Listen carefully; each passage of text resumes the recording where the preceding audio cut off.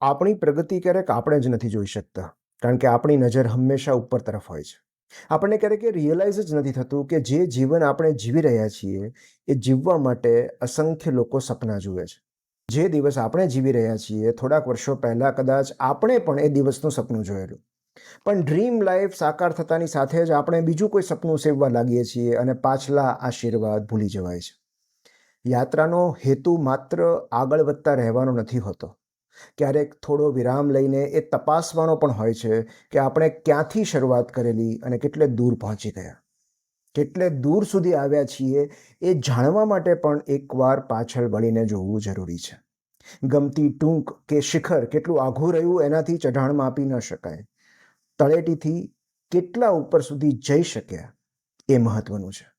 જો આજના મુકામ માટે આનંદ અને કૃતજ્ઞતા નથી, તો આગળ આવનારા એકેય મુકામ આપણને રાજી નહીં કરી શકે.